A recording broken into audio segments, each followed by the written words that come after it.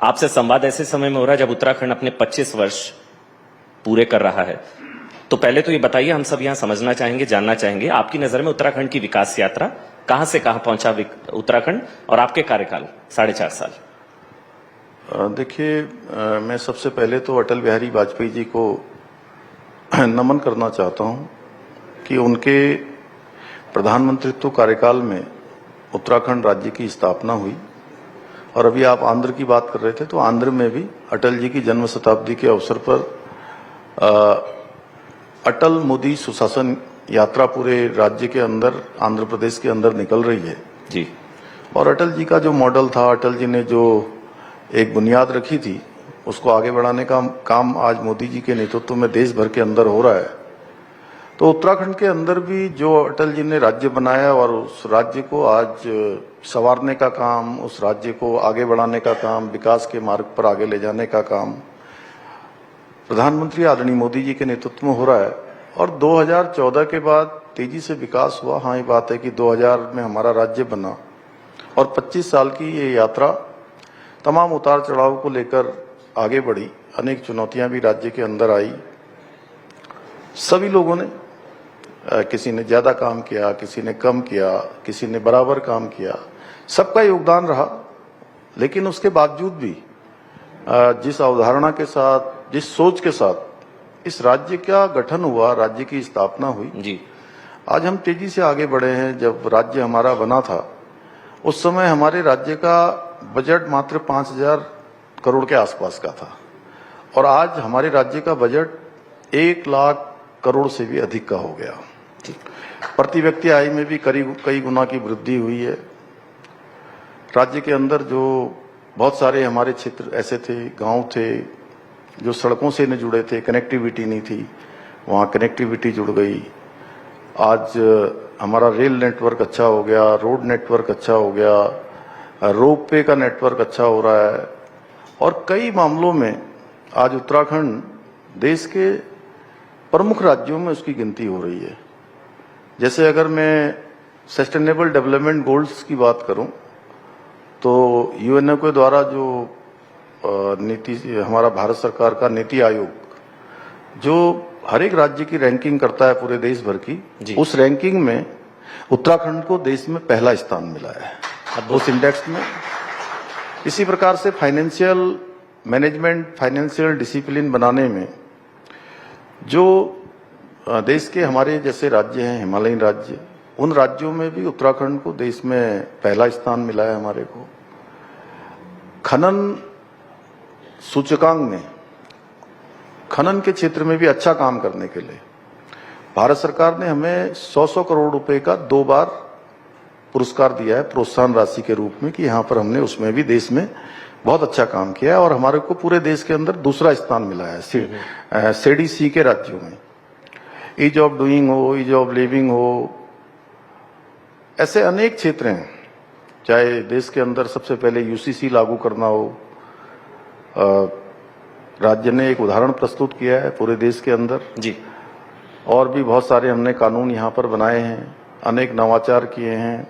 आज हमारे राज्य की महिलाएं इतना अच्छा काम कर रही हैं कि उनके द्वारा जो उत्पाद बनाए जा रहे हैं वो उत्पाद आज पूरी दुनिया के अंदर और देश के अंदर उनकी तेजी से मांग बढ़ने लगी है।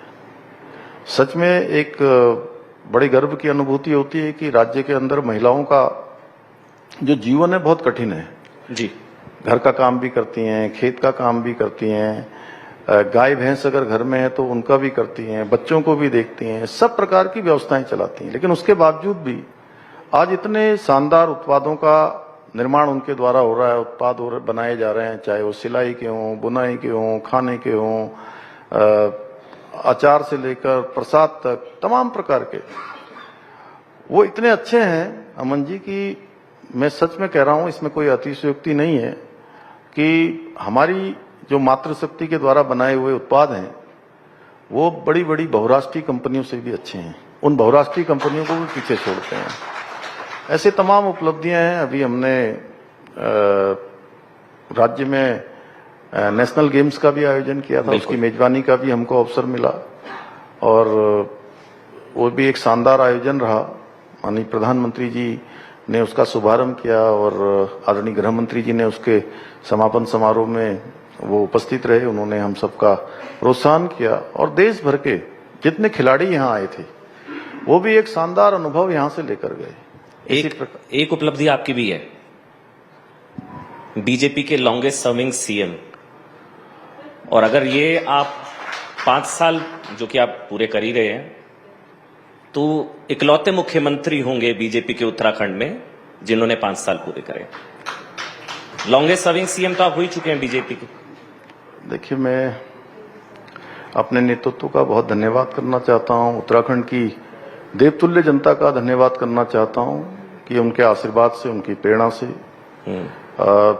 मुझे लगता है कि एक एक क्षण और एक एक पल हमने राज्य को समर्पित किया है। और समय जो भी हो, मुझे लगता है कि उस पूरी तरह से समर्पित होना चाहिए और पूरी तरह से समर्पण के साथ, परिश्रम के साथ जो भी अपने अंदर क्षमता है, योग्यता है, जितनी भी कैपेसिटी है, उस पूरा का पूरा 100% नहीं, उससे भी ऊपर मैं सोचता हूं कि मैं अपने राज्य के लिए लगाऊं। लेकिन उत्तराखंड के लिए एक चुनौती रही धामी जी, अगर मैं गलत हूं तो मुझे सही करिएगा, राजनीतिक अस्थिरता।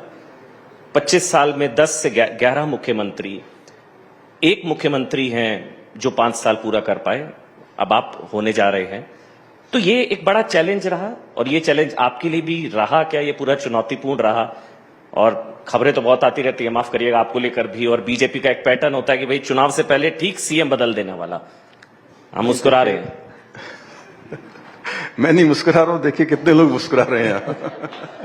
नहीं, बीजेपी में हुआ है, चुनाव से पहले एंटी इनकम्बेंसी बिल्कुल, और हेडलाइन में भी चलता है 4 साल में 40-50 ऐसा है कि ये राजनीतिक अस्थिरता के कारण से राज्य को काफी नुकसान हुआ है जी। और अब राज्य की जनता राज्य में अस्थिरता नहीं चाहती है, बल्कि विकास चाहती है। और विकास मजबूत रूप से हमने हमारे प्रधानमंत्री श्री नरेंद्र मोदी जी के नेतृत्व में, उनके मार्गदर्शन में उत्तराखंड में विकास को हमने आगे बढ़ाया है। इसलिए जनता ने स्थिरता को पसंद किया है और हमारे सभी चुनाव जो भी राज्य के अंदर संपन्न हुए, मुझे 4 जुलाई 2021 से, जब से राज्य के मुख्य सेवक के रूप में काम करने का अवसर मिला है, सभी चुनावों में उत्तराखंड की जनता ने हमको आशीर्वाद दिया है। हमारे प्रधानमंत्री जी को 2014 में जब से प्रधानमंत्री पद का कैंडिडेट घोषित किया गया था, उसके बाद से लेकर उत्तराखंड के सारे चुनाव उत्तराखंड की जनता ने भारतीय जनता पार्टी को जिताए हैं जी। और जहां तक क्या कहा था आपने अभी, वो बीजेपी का एक पैटर्न है, चुनाव से पहले एंटी इनकम्बेंसी कट करने के लिए चेहरा बदल देना। हेडलाइन में तो आप कई बार बदले जा चुके हैं, 4 साढ़े 4 साल में 40 बार शायद।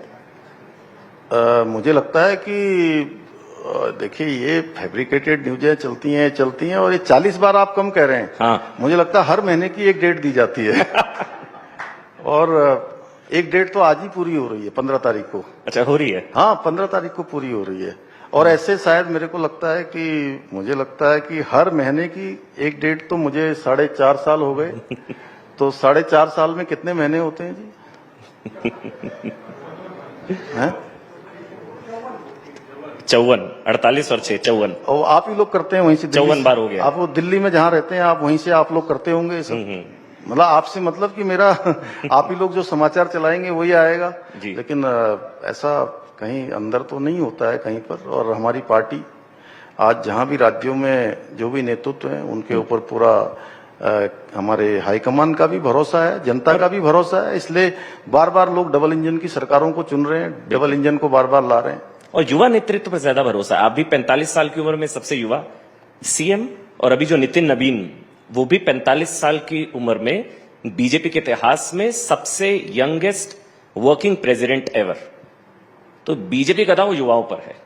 नितिन नबीन भी जो बने वो भी सबसे युवा। नहीं, देखिए, भारतीय जनता पार्टी हमेशा से युवाओं की पक्षधर रही है और इसमें युवाओं को आगे बढ़ाया जाता है, सामान्य पृष्ठभूमि वाले लोगों को मौका दिया जाता है। और मैं समझता हूं जिसको भी बनाया जाता है या जिसको जिम्मेदारी दी जाती है, उससे पूछा भी नहीं जाता है तुम्हें जिम्मेदारी दी जाने वाली होगी। मुझसे बिल्कुल नहीं पूछा गया था, न मुझे बताया गया था। सीधे जब मीटिंग हुई, उसी मीटिंग हॉल के अंदर जो है घोषणा कर दी जाती है या ये नाम औपचारिक रूप से बता दिया जाता है कि आपको अब इस जिम्मेदारी के लिए आपका मनोनयन हो गया है। तो अपने कार्यकर्ता पर इतना भरोसा शायद भारत के अंदर ही नहीं, दुनिया के अंदर किसी भी राजनीतिक दल में नहीं होता होगा जितना भारतीय जनता पार्टी में होता है। एक सामान्य से सामान्य कार्यकर्ता को कहीं से भी सुनाई, कहानी सुनाई, क्या हुआ था, कैसे आपको पता लगा था, नहीं आइडिया नहीं था, किसका फोन आया था, क्या हुआ था? नहीं, मुझे किसी का फोन नहीं आया। 30 तारीख के आसपास ये हुआ कि राज्य के अंदर नेतृत्व परिवर्तन एक बार फिर से होगा, क्योंकि चुनाव लड़ने की बाध्यता होती थी 6 महीने के अंदर। जो उस समय हमारे मुख्यमंत्री थे तीरथ सिंह रावत जी, जुलाई 2021 में जी, तो उनके 6 माह पूरे होने जा रहे थे, लेकिन कोई कॉन्स्टिट्यूंसी इस प्रकार की उस समय नहीं हो पा रही थी, कुछ टेक्निकल दिक्कत आ गई थी। तो ऐसे में ये हुआ कि अब राज्य में नया मुख्यमंत्री आएगा, नया मुख्यमंत्री बनेगा। तो 2 दिन मीडिया में चलता रहा, हलचल होती रही। आखिर 3 जुलाई को ये तिथि आई कि हमारी विधानमंडल दल की बैठक बुलाई गई, और विधानमंडल दल की बैठक में मैं भी गया था। चूंकि मैं विधायक था तो मैं जाके सबसे लगभग पीछे ही बैठा था। तो एकदम से 10, 15, 20 मिनट तक मीटिंग होती रही। हमारे प्रभारी के रूप में जो आए थे श्री नरेंद्र सिंह तोमर जी थे उस समय, जो आजकल मध्य प्रदेश में विधानसभा के अध्यक्ष हैं, उस समय कृषि मंत्री थे। तो वहीं से उन्होंने नाम का औपचारिक रूप से वहां से घोषणा कर दी, और तभी हमको जानकारी हुई। उससे पहले किसी भी ऑफिस बियरर का कहीं से कोई फोन नहीं आया, और मैं बिल्कुल अचंभित था कि मैंने सोचा भी नहीं था कि जो है उससे पहले तो मैंने जरूर जब मंत्रिमंडल का गठन होता था तब मैं जरूर थोड़ा प्रयास करता था। मैं भी एक राजनीतिक कार्यकर्ता होने के नाते प्रयास में रहता था कि भी मेरा भी मंत्रिमंडल में भी कहीं नाम आ जाए, अच्छा मुझे भी कोई काम मिल जाए। लेकिन मुझे कई बार उसमें निराशा मिली, लेकिन मैं नियति और भाग्य मानकर और पार्टी पर छोड़कर, भगवान पर छोड़कर जो है काम करता रहा। और फिर नहीं, काम नहीं बल्कि शायद उत्तराखंड में सत्ता की अदला बदली का रिकॉर्ड ही आपने तोड़ा। जब बीजेपी की वापसी हुई थी 21 में, फिर 22 में, और अब फिर चुनाव है, तैयारी है पूरी, क्या रिकॉर्ड है? हैट्रिक होगी इस बार अगर आप जीतते हैं आपके नेतृत्व में। देखिए, हमारी पार्टी हमेशा तैयार है, और उत्तराखंड की जनता के आशीर्वाद से हमको सारे ही चुनाव में उत्तराखंड की जनता ने आशीर्वाद दिया है। हमारे प्रधानमंत्री जी के नेतृत्व में पहली बार 2022 के चुनाव में, इससे पहले राज्य के अंदर एक परिपाटी थी, एक मिथक था यहाँ पर, सत्ता की अदला बदली, कांग्रेस बीजेपी, हाँ, कांग्रेस मतलब बीजेपी। हर बार चुनाव होगा और चुनाव में सरकार बदलेगी। 5 साल में सरकार बदलने का एक यहाँ पर ऐसा एक परिपाटी बनी हुई थी जी। एक बार भाजपा की बनेगी, दूसरी बार कांग्रेस की बन जाएगी, या जिसकी सरकार होगी उसकी सरकार बदल जाएगी जी। तो मैं आपने तोड़ी ना, मैं 6 माह पहले मुझे भी ये जिम्मेदारी दी गई, मैंने नहीं तोड़ी। ये हमारे प्रधानमंत्री आदरणीय नरेंद्र मोदी जी के नेतृत्व में उत्तराखंड की जनता ने ये परिपाटी बदली और ये मिथक तोड़ दिया और एक इतिहास बना दिया कि जनता ने काम जैसे पूरे देश के अंदर हो रहा है। अभी देखिए, अगर मैं राज्यों को गिनाऊं तो हरियाणा, महाराष्ट्र, अभी बिहार। आप लोग वोट चोरी करके जीतते हैं ना, फिर इसी वजह से होता है सब। देखिए, जो वोट चोरी की बात करते हैं वो लोग खुद घुसपैठियों को बसाने का काम करते थे। अभी तक वो लोग कहीं ना कहीं जबरन जो वोट ऐसे लोगों के बनवा देते थे जो दूसरे हमारे जो देश के नागरिक हैं, उन नागरिकों के अधिकार को छीनने का काम करते हैं और उन लोगों को ही परेशानी हो रही है। भाई, अगर चुनाव आयोग कोई काम कर रहा है, कानूनी रूप से काम कर रहा है, तो उसमें से किसी को क्यों परेशानी होनी चाहिए? नहीं, मेरा ये प्रश्न है कि आखिर इसमें परेशानी क्या है? अगर वोटों की ठीक प्रकार से जांच पड़ताल हो रही है कि आप यहाँ रहते हैं कि नहीं रहते, आपका पहले यहाँ पर वेरिफिकेशन किया गया है कि नहीं किया गया है, या आपकी पृष्ठभूमि कहाँ की है, तो उसमें क्या दिक्कत है? हम तो राज्य के अंदर नहीं, मैं देवभूमि की बात कर रहा हूँ आपको। देवभूमि में हम तो ये काम पहले से भी कर रहे हैं। हमने यहाँ वेरिफिकेशन ड्राइव चलाई हुई है, हम यहाँ पर अतिक्रमण के खिलाफ कार्रवाई कर रहे हैं। हम हमारे 12 स्टेट्स में तो उत्तराखंड नहीं है। जो 12 राज्यों में एसआईआर है उसमें मतलब प्री एसआईआर एक्सरसाइज चल रही है आपके स्टेट। नहीं, हमारे यहाँ पहले चल रही, क्योंकि हम डेमोग्राफी और यहाँ के सांस्कृतिक मूल्य जो पहले के समय में काफी खराब हुए हैं, काफी डेमोग्राफी में भी छेड़छाड़ हुई है, वो हमारे जैसे राज्य के लिए किसने करी? ये जो लोग पहले जो है जिन लोगों को इसके कारण से तुष्टीकरण जो करते थे, जो तुष्टीकरण को बढ़ावा देते थे, जो वोट बैंक की राजनीति करते थे, जिनको आज एसआईआर होने से परेशानी हो रही है, वोटों की जांच पड़ताल हो रही है, उससे परेशानी हो रही है, वेरिफिकेशन चल रही है, जिसको परेशानी हो रही है, उन्हीं लोगों के समय में हुआ है कि भाई ऐसे ऐसे जगह पर लोगों को बसा दिया गया जी, जहां पर उनका कोई नामो निशान नहीं था, कोई अस्तित्व नहीं होता था। तो उत्तराखंड में ये घुसपैठ एक बहुत बड़ा चैलेंज है। नहीं, बिल्कुल चैलेंज है, जैसे पूरे देश में, उत्तराखंड में कुछ ज्यादा है। उत्तराखंड देवभूमि है जी। नहीं तो ये कहा जाता है भाई 2024 में कांग्रेस ने अच्छा किया लोकसभा चुनावों में, ब्रांड मोदी कह लीजिए, लेकिन बीजेपी की सीटें कम हुई। उसके बाद से फिर इतने राज्यों में चुनाव हुए, हर जगह बीजेपी बीजेपी बीजेपी। फिर ये कहा, अभी कल रामलीला मैदान में कांग्रेस ने बहुत बड़ी रैली की है, आज संसद घेराव का कार्यक्रम था 2-2:30 बजे के आसपास। तो कांग्रेस कह रही है कि वोट चोरी करते हैं आप लोग, और वोट चोरी से बड़ा एंटी नेशनल काम कोई नहीं है, और आप लोग देशद्रोही लोग हैं, वोट चोरी करके जीतते हैं, इसलिए आप इतने आश्वस्त हैं हैट्रिक को लेकर भी। देखिए, ये लोग केवल अपने अब फेस सेविंग पर आ गए हैं, इनके पास कोई मुद्दा नहीं है। अब जनता काम करने वालों को मौका दे रही है, ये झूठे नैरेटिव बनाने वालों को, झूठे नारे गढ़ने वालों को। वोट चोरी तो ये करते थे, घुसपैठियों को ये लाते थे, रोहिंग्याओं को ये लोग बसाते थे, तमाम जगह पर ऐसी शिक्षा व्यवस्था बना दी गई कि जो जिनको देशद्रोह पढ़ाया जाता था उनके संस्कारों में भरा जाता था। तो वोट चोरी का काम तो इन्होंने किया है। लेकिन बॉर्डर सिक्योर नहीं है तो सेंटर रिस्पॉन्सिबल हुआ ना, यही कहा जाता है। ममता दीदी की तरफ से कह लीजिए, राहुल गांधी, हर कोई कहता है बॉर्डर सिक्योर नहीं है, तो रिस्पॉन्सिबल आप लोगों की, रिस्पॉन्सिबिलिटी आप लोगों की हुई। देखिए, जब सरकार कोई काम करती है, सेंट्रल गवर्नमेंट कोई काम करती है, तो उसमें स्टेट का सहयोग होना ही बहुत जरूरी होता है। ठीक, अब यही जो चल रहा है, आपने देखा अभी पश्चिम बंगाल में किस तरह से वहां पर उपद्रव करने का काम हुआ है, इसमें किस तरह से व्यवस्था को बिगाड़ने का काम हुआ है। मद्रास में, वो चेन्नई में जो हाईकोर्ट कोई फैसला सुनाता है, वहां पर दीपक जलना चाहिए, केवल वोट बैंक के कारण दीपक नहीं जलाया जा रहा है, जबकि संविधान को मानने वाले लोग, कानून को मानने वाले, व्यवस्था को मानने वाले लोग इम्पीचमेंट मोशन जज के अगेंस्ट जी। तो इसी प्रकार से अब देखिए, बिहार में चुनाव हुआ, इन्होंने वहां पर बहुत जोर जोर से नारा लगाया, गद्दी छोड़ो, वोट चोरी और ये वो, तो वहां के लोगों ने बिल्कुल नकार दिया। और एक सबसे बड़ी आलोचना होती है कि भाई ये धर्म के आधार पर लोगों को उनके संवैधानिक अधिकारों से वंचित करने का काम कर रहा है एसआईआर, इसमें भी रिलीजन बेस्ड टारगेटिंग चल रही है, ऐसा है क्या? ये आरोप लगता है। बिल्कुल नहीं है। देखिए, मैंने कहा कि हम लोग व्यवस्था को मानने वाले लोग हैं।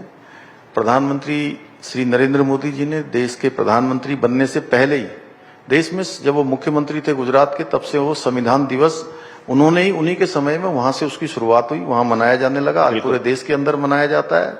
ये केवल संविधान को हाथ में दिखाने से नहीं होता है, संविधान को मानना पड़ता है, व्यवस्था को मानना पड़ता है। जब न्यायालय इनके मनपसंद का फैसला नहीं सुनाता है तो न्यायालय के खिलाफ बोलने लगते हैं।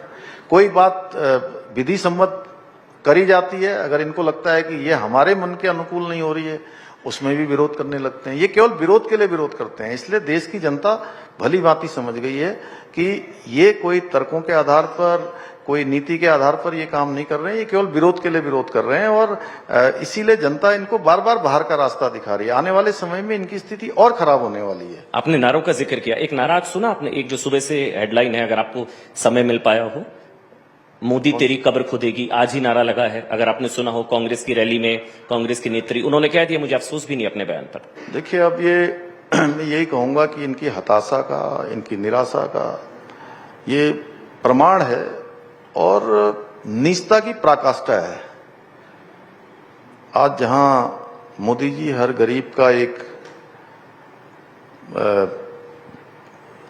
आशा बनकर पूरे देश के अंदर काम कर रहे हैं, विश्वास बनकर काम कर रहे हैं, सेना के जो सैनिक हमारे बॉर्डर पर आज देश की रक्षा सुरक्षा में उनके मनोबल को बढ़ाने का काम कर रहे हैं, देश दुनिया में भारत का नाम बढ़ा रहे हैं, आखिर कांग्रेस किस निष्ठा पर आजकल जिस प्रकार से उनके नेता हैं, उनके साहबजादे हैं, उनकी पार्टी के युवराज हैं, वो जिस प्रकार से आज मोदी जी का विरोध करते करते देश का विरोध कर रहे हैं, वही इन्होंने बिहार के चुनाव में भी इसी प्रकार के ओछे और नीच मानसिकता के नारे लगाए थे, जिसको पूरे बिहार के लोगों ने करारा जवाब दिया था। आने वाले समय में इस प्रकार के नारों से भी कांग्रेस जो बची खुची है, महात्मा गांधी जी ने भी कहा था कि कांग्रेस मुक्त भारत होगा, तो ये महात्मा गांधी जी की बात को बिल्कुल सत्य करने की ओर स्वयं ही आगे ले जा रहे हैं लोग।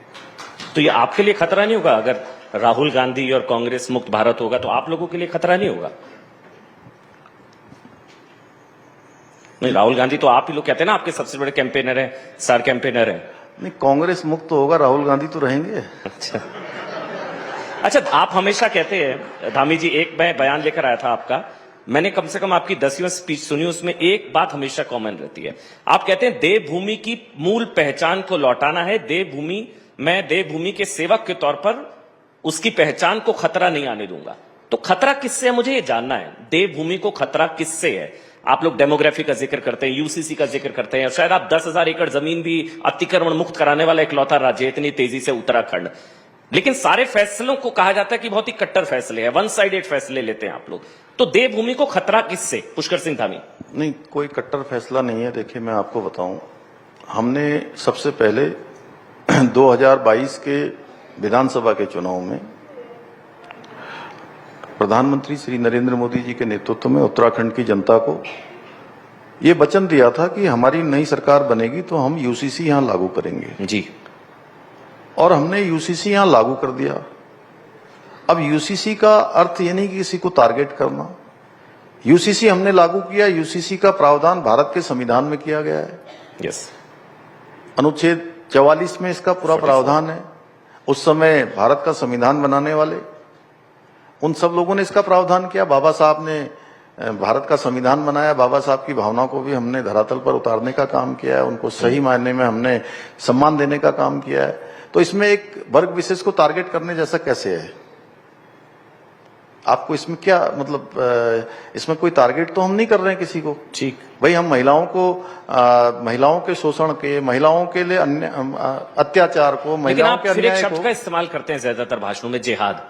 आप लगभग आपने शिक्षा वाले मामले में भी, पेपर लीक वाले मामले में भी बोला था लैंड जिहाद, लैंड जिहाद। ये इस शब्द का जब आप इस्तेमाल करते हैं तो कहा जाता है कि आप एक कम्युनिटी को टारगेट कर रहे हैं, सर, ऐसे आरोप लगते हैं। ऐसी मानसिकता है उत्तराखंड के अंदर। एक बहुत बड़े सुनियोजित षड्यंत्र के तहत यहां पर सरकारी जमीनों पर कहीं पर लाल कपड़ा डाल के, नीला कपड़ा डाल के, पीला कपड़ा डाल के, हरा कपड़ा डाल के हजारों हजार एकड़ जमीनें अतिक्रमित की गई थी, उन पर कब्जा किया गया था। और वो एक सुनियोजित तरीके का कहीं ना कहीं षड्यंत्र था। हमने कहा कि ये सुनियोजित षड्यंत्र है, जिहाद है, और इसको जो है हम उत्तराखंड के अंदर किसी भी कीमत पर इसको हम स्वीकार नहीं करेंगे। जो पहले हो गया है हम इसको हटाने का काम करेंगे। और हमने इसके खिलाफ एक अभियान चलाया, और वो भी हमने विधि के अनुसार, व्यवस्था के अनुसार, भारत के संविधान के अनुसार, कि जिन लोगों ने भी इस पर कब्जा किया हुआ है उनको नोटिस भिजवाने की कार्रवाई की गई कि आप अपने कब्जे स्वयं ही यहां से समाप्त कर दीजिए। बहुत सारे लोगों ने उस समय करे भी, लेकिन वो संख्या बहुत थोड़ी सी थी। और जब कानूनी प्रक्रिया पूरी हो गई तो हमने उसको हटाने का अभियान चलाया जी। और अभी तक 10,000 एकड़ जमीन हमने इस अतिक्रमण से मुक्त कराई है। तो मैं तो ये जो लोग ऐसा आरोप लगाते हैं, मैं तो उनसे बड़े विनम्र भाव से कहना चाहता हूं कि ये किसी को टारगेट करने जैसा नहीं है। सरकारी जमीन पर कब्जा करना क्या कोई भी उचित मानेगा? ठीक बात। अमन जी, मैं आपसे ही पूछ लूं कि सरकारी जमीन पर कब्जा होना चाहिए क्या? नहीं, अतिक्रमण तो नहीं होना चाहिए। नहीं होना चाहिए अतिक्रमण। तो अतिक्रमण ही तो हमने हटाया है। अतिक्रमण का धर्म बता देना, जिहाद कह के, उससे समस्या हो जाती है। समस्या इस वर्ड से हो जाती है। उसको लेकर कहा जाता है जिहाद तो इस्लाम का इतना पवित्र शब्द है। नहीं, वो उसको बदनाम कर दिया, वो इसलिए कि कपड़ा डाल के, हाँ, कि उसके नीचे धार्मिक चीजों को आगे रख के वो किसी न किसी तरीके से सरकारी जमीन को अतिक्रमित करना है। यहाँ पर बहन बेटियों को जो है नाम बदल के, बहलाकर, फुसलाकर, कुछ प्रलोभन देकर, आप लोग, तो उनके जीवन के साथ खिलवाड़ करना। इसी प्रकार से आपने देखा होगा देवभूमि या उत्तराखंड में पूरे देश दुनिया के लोग आते हैं, कहीं पर खाने में थूक दे रहे हैं, कहीं पर कुछ कर दे रहे हैं, गंदगी कर दे रहे हैं। ये विकृत मानसिकता है ना। तो ये विकृत मानसिकता को ही हमने इस प्रकार की संज्ञा दी है। ठीक है। वैसे धामी जी एक आखिरी सवाल है, क्योंकि देखिए फैसले तो इतने हैं कि बहस का समय कम होगा, लेकिन मैं आपसे जानना चाहूंगा कोई पिछले 4.5 सालों का कोई सबक आपने कोई आप हमसे शेयर करना चाहे कि हम इस क्षेत्र में और बेहतर हो सकता था, या यहां मैं थोड़ा चूका हूं, चूक शब्द शायद ठीक नहीं होगा, आपको लगता है कि यहां और बेहतर हो सकता था, ये मेरी कमी रही है? उपलब्धियां तो हमने बताई, आपने बताई, कमी बताइए मेरे को देखिए एक चीज। देखिए, सुधार की गुंजाइश हमेशा होती है और बहुत सारे ऐसे चुनौतियां हमारे सामने आई, बहुत बार बहुत मुश्किलें भी आई, लेकिन हमने सारी मुश्किलों से, सारी चुनौतियों से कुछ न कुछ सीखा है और उसको सीख कर, जैसे हमारी 4 धाम यात्रा चलती है जी। पिछले वर्ष जो 2024 की यात्रा थी, चूंकि उस समय चुनाव का भी समय था और स्कूलों की भी छुट्टियां एक साथ हो गई और एक साथ इतनी बड़ी संख्या में लोग हमारे यहाँ पर आ गए कि चूंकि धामों की कैपेसिटी है अपनी, एक क्षमता है, वो उससे ज्यादा हो जाए तो वहां पर भी जो है लोगों को दर्शन करवाने में, लाने में, ले जाने में, आवास व्यवस्था, अन्य व्यवस्थाएं करने में जी परेशानी होना स्वाभाविक था। और हमारी परेशानी से ज्यादा हमें उनकी परेशानी की ज्यादा चिंता थी जो लोग यहाँ पर 4 धाम यात्रा में आते हैं। तो हमको लगा कि भाई इस बार ये हमारे सामने चुनौती आई है, अगले साल से हम इसको और अच्छे तरीके से मैनेज करेंगे। तो इस वर्ष की जो हमारी 4 धाम यात्रा हुई वो पिछले वर्ष से और अच्छी हुई, कहीं अव्यवस्था नहीं हुई और 3-4 महीने जबकि यहाँ पर इस बार हमारे आपदा के रहे और आपदा के बाद भी 51 लाख लोगों ने इस बार 4 धाम, 51 लाख लोगों ने 4 धामों के अभी दर्शन किए हैं अभी तक। और जैसे पिछली बार हमने कुछ अनुभव लिए, इस बार फिर अनुभव ले रहे हैं। मैं एक उदाहरण बता रहा हूँ, जो कि 4 धाम यात्रा हमारे राज्य की सबसे बड़ी यात्रा होती है। तो हर वर्ष कुछ न कुछ नया सीखने को मिलता है। आपदा है, हमारे को आपदा का हर वर्ष किसी न किसी रूप में सामना करना पड़ता है। कहीं लैंडस्लाइड हो रहा है, कहीं हिमस्खलन हो रहा है, एवलांच आ रहा है, कहीं पर जल भराव हो रहा है, तमाम तरीके से हर वर्ष कहीं जूझना पड़ता है। आपने देखा कि इस वर्ष भी हमको 5 अगस्त 2025 से लगातार 2-3 महीने आपदा से ही जूझना पड़ा। बादल फटा और अलग अलग जगह पर धराली में हुआ, थराली में हुआ, स्याना चट्टी में हुआ, छेनागाड़ में हुआ, बागेश्वर के पौसारी में हुआ, पौड़ी के सैंची में हुआ, हमारे देहरादून के माल देवता से लेकर मसूरी अन्य स्थानों पर, बड़े राज्य का कोई स्थान ऐसा छूटा हो जी। लेकिन हर घटना से कुछ न कुछ सीखने को मिलता है और बहुत सारी ये जो घटनाएं। पेपर लीक वाला हुआ था उससे कुछ सीखा? ये जो बड़ा आंदोलन हुआ, नेपाल बांग्लादेश तक नारे वारे भी लग गए थे, वो वीडियो भी आए थे, बड़ा आंदोलन हुआ था। एक आखिरी सवाल, वो एक चुनौतीपूर्ण अध्याय मानेंगे वो जो दौर था? चुनौती भी थी, कुछ कम्युनिकेशन गैप भी था और पहले दिन ऑल ऑफ सडन ऐसे हुआ कि जैसे पेपर लीक आप कहते हैं तो मैं हमेशा टोकता हूं आपको भी, और जो भी मेरे सामने कहता है कि पेपर लीक हुआ है तो मैं उसको रोकता हूं। तो आपसे भी मैं बड़े विनम्र भाव से ये कहना चाहता हूं कि पेपर लीक नहीं था। अच्छा, पेपर लीक क्या होता है? आपका समय तो हो रहा है लेकिन अब मुझे लगता है कि आपने प्लीज नहीं, आपका समय, हमारा नहीं, हमें आपका, आप बताइए ना प्लीज। प्रश्न है कि पेपर लीक तब होता, ये पेपर 11 बजे इसका टाइम था शुरू होने का। अगर ये 10 बजे बाहर आ जाता, 9 बजे आ जाता, या पेपर शुरू होने से 10 मिनट पहले भी आ जाता, ठीक, तो इसको क्या कहते हैं हम? पेपर लीक कहते हैं।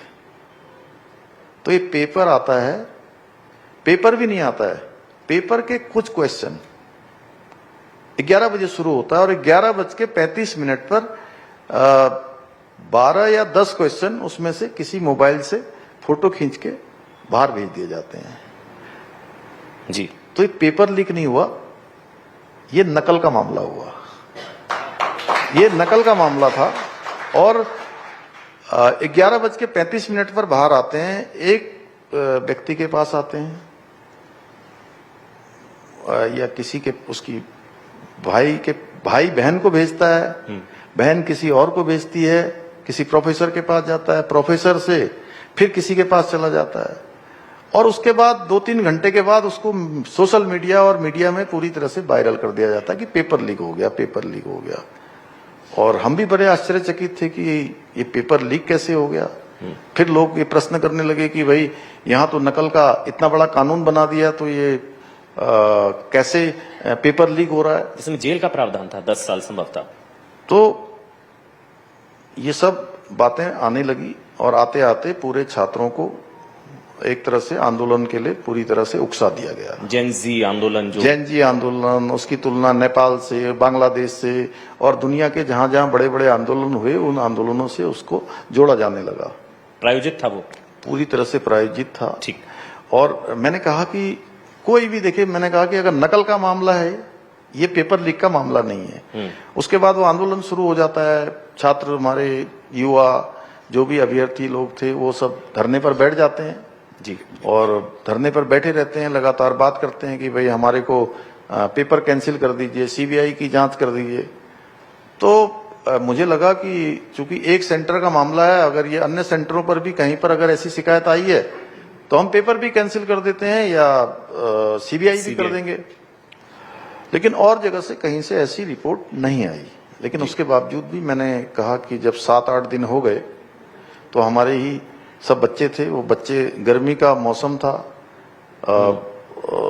सितंबर का महीना था, गर्मी हो रही थी, बरसात भी हो रही थी, मच्छर भी लग रहे थे, तो परेशान, मैंने उनको देखा कि बहुत परेशान है। तो मैंने स्वयं निर्णय लिया कि मैं इनके बीच में स्वयं जाता हूं।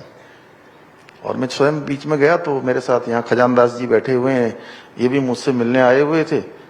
तो हमारे बहुत सीनियर एमएलए हैं पूरे हमारे राज्य के। अच्छा जी। तो आपको मैंने कहा गाड़ी में बैठिए, आपको भी उस समय तक पता नहीं था कि कहाँ जाना है, और पूरे जो साथ में चलने वाले लोग हैं उनको भी पता नहीं था कहाँ जाना है।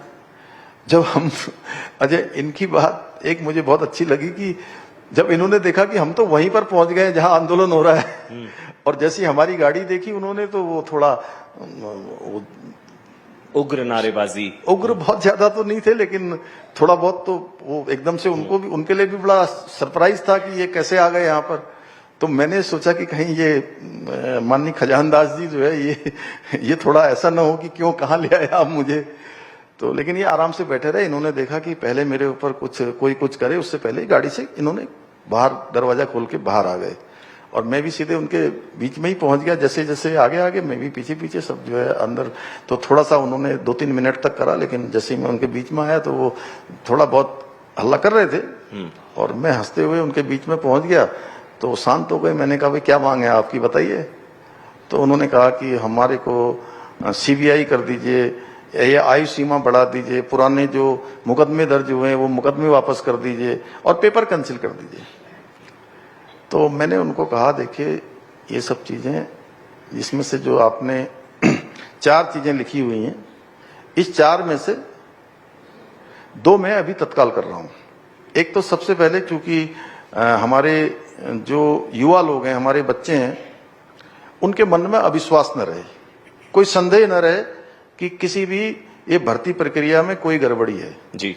इसलिए आप चाहते हो तो हम अभी सीबीआई की संस्तुति करते हैं। हमने सीबीआई की संस्तुति कर दी वहीं पर, वहीं तत्काल मैंने वहीं पर जी। और जो पहले मुकदमे हमारे बच्चों पर, इन पर लगे हुए हैं किसी आंदोलन में या किसी में, तो जिनको भी परीक्षाओं में भाग लेना है, यानी कि आगे उनका करियर खराब नहीं होना चाहिए, उनको किसी परीक्षा में भाग लेने से नहीं रोका जाना चाहिए। तो मैंने कहा मैं घोषणा करता हूं कि एक तो सीबीआई की जांच और जो मुकदमे लगे हुए हैं जिनको भी परीक्षा वापस करता हूं। और मैंने कहा जो आयु सीमा बढ़ाने वाली बात है उसका हम परीक्षण करेंगे, बैठेंगे, उसको देखेंगे कि भाई उसका क्या हो सकता है। और जो चौथा आपने कहा है कि कैंसिल, परीक्षा कैंसिल कर दीजिए, ये मैंने कहा हम तब करेंगे जो हमने हाईकोर्ट के जज की अध्यक्षता में जो कमेटी बनाई है, वो कमेटी हमको रिपोर्ट देगी तो हम इसको पेपर को कैंसिल कर देंगे जी। उसके बाद वो रिपोर्ट आई और हमने वो पेपर भी जो है कैंसिल कर दिया, उसको दोबारा करवाने का निर्णय लिया। फिर हमने कहा कि छात्र भी हमारे हैं, सरकार भी छात्रों की है, बिल्कुल, हम भी उनके हैं, वो हमारे हैं, तो विवाद किस बात का। तो और सीएम भी जेनजी सीएम है, सबसे युवा सीएम है, तो जेनजी आंदोलन कर रहे हैं, तो जेनजी की मांग मानी गई। नहीं, उनकी बात हमेशा मानी जानी चाहिए क्योंकि युवा हमारे भविष्य हैं। और जो भी हम काम कर रहे हैं परीक्षाओं में, हम देखिए पारदर्शिता लाने का जो हमने प्रयास किया है उसके परिणाम भी हमारे सामने आए हैं। पिछले 4 सालों में 27,000 नियुक्तियां अभी तक संपन्न हो चुकी हैं। 27,000 27,000 सरकारी नौकरियां, और ये राज्य बनने के बाद जो टोटल नियुक्तियां हुई हैं उनमें से अगर टोटल को जोड़ेंगे तो उसका 2/3 इन 4 सालों में हुआ है। 2/3 दो मतलब तिहाई 2000 से 2025 तक 2000 से लेकर 2025 तक इन 4 सालों में। इन 4 सालों में। और 100 से ज्यादा, पहले ये नकल क्या था, एक उद्योग बन गया था, यहाँ इंडस्ट्री की तरह चलता था, कोई कार्रवाई नहीं होती थी, पेपर बार बार लीक हो रहे हैं, बार बार कैंसिल हो रहे हैं, भर्ती परीक्षाएं लंबे समय तक नहीं हो रही, कैलेंडर नहीं बन रहा है। हमने ये सब सुचारू रूप से बनाया, उसी का परिणाम हुआ। और 100 से भी अधिक नकल माफिया अभी जेल की सलाखों के पीछे भी पहुंचे हैं इसमें। बिल्कुल, उसी का परिणाम है कि ये भर्ती प्रक्रियाओं में किसी प्रकार का कोई संदेह किसी को नहीं होना चाहिए। और हमने आगे का भी कैलेंडर बनाया है और आगे भी हम जो है इन भर्ती परीक्षाओं में किसी प्रकार का कोई संदेह नहीं उत्पन्न होगा। आपने उस वक्त भी जिक्र किया था कि नकल विरोधी कानून की वजह से भी चिढ़े कुछ नकल माफियाओं की तरफ से ये संभवतः करने की कोशिश की गई होगी। देखिए, चूंकि ये नकल विरोधी कानून हम लेकर आए, उस पर सख्त कार्रवाई हुई, उसके बाद इतनी भर्ती परीक्षाएं संपन्न हो गई, तो कुछ डेंट तो पहुंचाना था। अब डेंट कैसे पहुंचे, अब सीबीआई जांच कर रही है, आने वाले समय में उसका सारा वो हो जाएगा। बहुत बहुत धन्यवाद पुष्कर सिंह धामी जी, मेरे ख्याल से संभवतः सभी प्रश्नों का आपने उत्तर दिया। बहुत बहुत धन्यवाद सर। धन्यवाद। मैं गुजारिश करूंगी उत्तराखंड के मुख्यमंत्री पुष्कर सिंह धामी जी कृपया मंच पर बने रहें। मैं अनुरोध करूंगी कि चीफ कंटेंट ऑफिसर नेटवर्क 18 संतोष मेनन जी मंच पर आएं और हमारे खास मेहमान को धन्यवाद दें।